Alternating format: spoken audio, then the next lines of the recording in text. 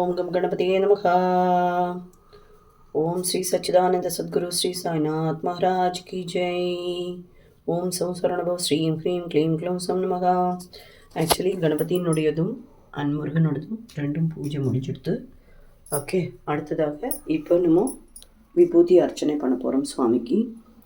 ரொம்ப அழகாக இருக்கார். இப்போ சும்மா பார்த்தாலே அது அழகு தானே எப்போவுமே சுவாமி. அண்டு ஒவ்வொரு நட்சத்திரத்துக்கும் நம்ம பண்ணுறோம். இன்றைக்கி ஆக்சுவலி பூரட்டாதி நட்சத்திரம். ஸோ இன்றைக்கி புரட்டாதி நட்சத்திரத்தில் பிறந்தவா எல்லாருக்குமே நம்ம பிரார்த்தனை வைக்க போகிறோம், ஸ்பெஷல் பிரார்த்தனை. ஓகே, புரட்டாதி 2:30 மணியோட முடியறது. அதுக்கப்புறமா உத்திரட்டாதி வருது. ஸோ உத்திரட்டாதி நாளைக்கு கார்த்தால கூட பண்ணிக்கலாம். ஸோ புரட்டாதி நட்சத்திரத்தில் இருக்கிறவாளுக்கு இன்றைக்கி ஸ்பெஷல் பூஜை. அவளுக்கு என்ன விதமான பிரச்சனைகள் இருந்தாலும் அதை தீர்த்து சுவாமி அனுகிரகம் பண்ணணும் அப்படிங்கிறது தான் இன்றைக்கி ப்ரேயரே வைக்க போகிறோம்.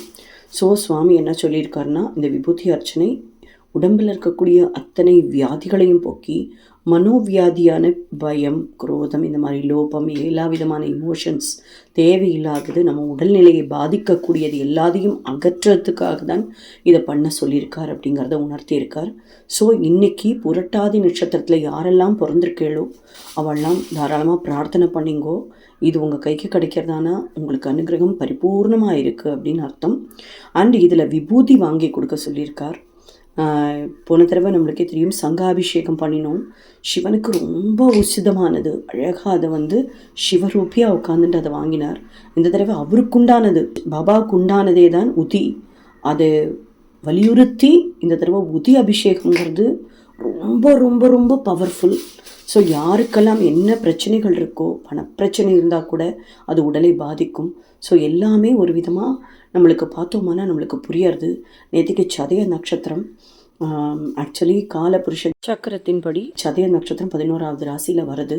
ஸோ அதை வச்சோம்னாலே அது லாபஸ்தானம், நம்மளுக்கு லாபத்தை ஏற்படுத்தி கொடுக்கக்கூடிய மூர்த்தியாக அதை நம்மள்டேருந்து நம்மளுடைய கெடுபலன்களை எல்லாம் போக்கி நல்ல பலன்களை சுவாமி கொடுக்க போகிறார் அப்படிங்கிறது அந்த நாள் ஆரம்பிக்கும் போதே நம்மளுக்கு தெரியாது.